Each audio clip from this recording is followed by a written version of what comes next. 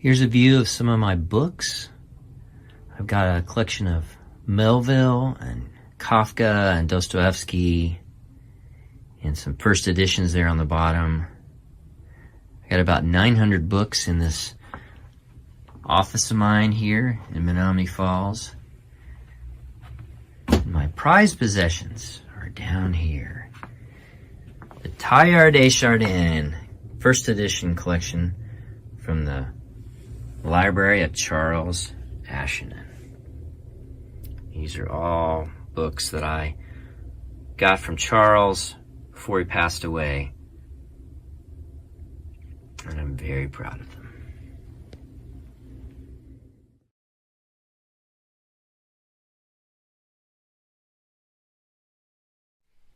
Hi there, and welcome to another video on this Esoteric Circle YouTube channel. Pete Haskins here. I want to talk to you about Pierre Teilhard de Chardin. It's this guy right here on the front of this book, a biography by Cuno. And this guy, Teilhard de Chardin, was Charles Ashenden's favorite theologian. And he told me once that Teilhard's theology and his philosophy and his cosmology was the future, that his line of thinking was in line with the ages, and that if I wanted to really be in touch with what's going on, and if I wanted to be connected with the spiritual masters, that I needed to be continuing to study Teilhard. And I ended up purchasing Charles Ashton's full library of about 20, 25 books, and they're all basically all of them are first editions. And so that collection is one of my finest and one of my most prized possessions. And I want to talk to you a little bit about Teilhard, and I want to really put this in focus in terms of what we've been talking about here regarding Gnosticism, life on earth as a prison, and just some of the ideas that Teilhard has regarding our future here on earth and where it's heading. First of all, I wanted to kind of show you some of these books. It's kind of show and tell time.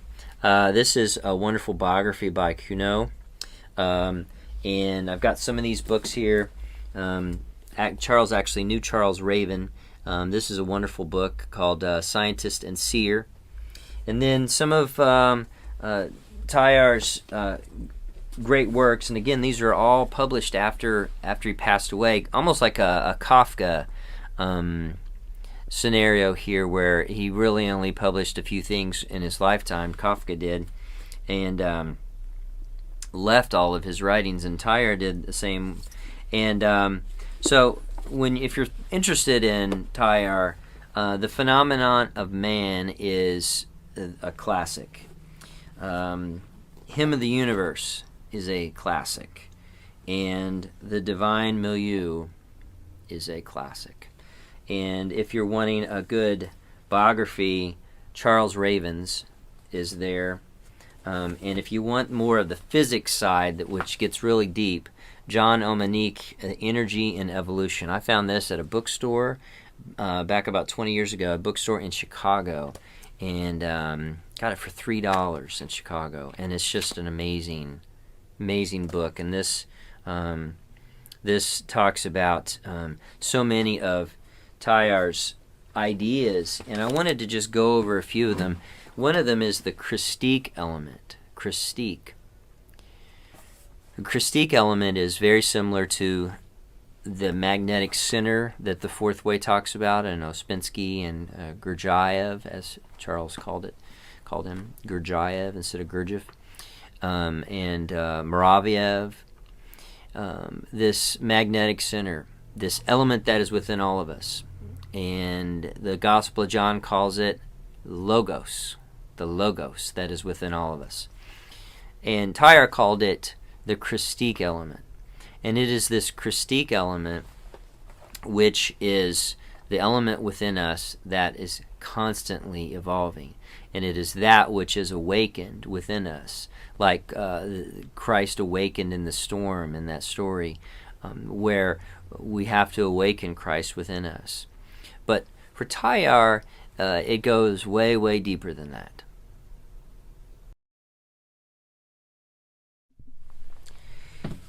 This is one of the best books to start with, The Phenomenon of Man.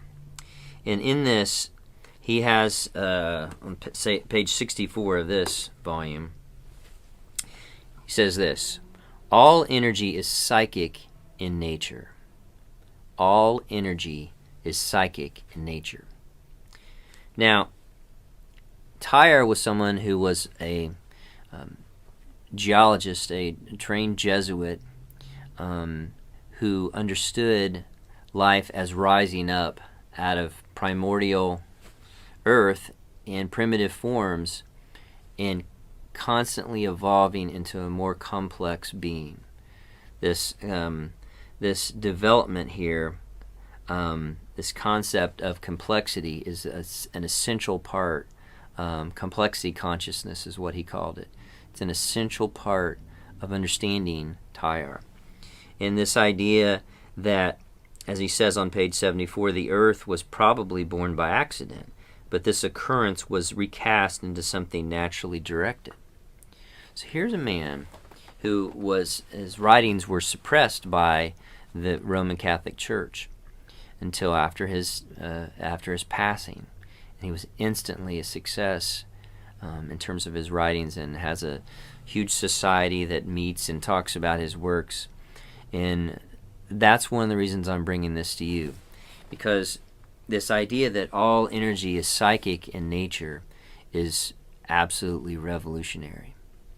And we need to talk about that. We need to talk about it in terms of the concept of the earth being a dungeon, and that the universe is a prison. And that throughout that, the Gnostics, and specifically the Valentinian Gnostics, believe that Christ came to awaken us, to awaken that Christique element, to awaken the Logos, to awaken that magnetic center, to form something within us that energy gravitates toward it. There's this idea within Teilhard's philosophy of the two forms of energy: tangential form of energy, just like the second law of thermodynamics, where energy dissipates. Once it's formed, it naturally dissipates. That's the tangential energy. That's the energy that you get from something that is warm out of the oven and it just continues to lose its heat. Teilhard talked about radial energy, radial, radial energy. That's energy that forms its energy toward the center and not from the center outward. So all the energy in radial energy is going inward, and that's where he looks at humanity, with Christ being the pinnacle of that, in terms of all of our energy being psychic in nature. Everything is going inward. Everything is going inward, and it's all about psychology. It's all psychic in nature. And when we talk about this being energy as a psychic form, this is one of the most important parts of this, is if the universe is a prison and the earth is a dungeon, and we need to find ways in which we can escape, and we need signposts and we need guides. This is one of the most important guides. Teilhard talks about this in terms of love being the most important form of radial energy. Love is the most important form of this energy, which Teilhard talks about. It's all about love in his theology. It's all about it. This is some of the most complex and difficult reading you'll find, but it is some of the most rewarding. And I invite you into this life of this scientist and mystic known as Pierre Teilhard de Chardin, and want to continue to talk about this. But this is why we need to have this voice, especially on this channel, remember that it all comes down to love. If you do not have love, if you do not radiate that, then all of your energy, everything that you do in the world is tangential energy.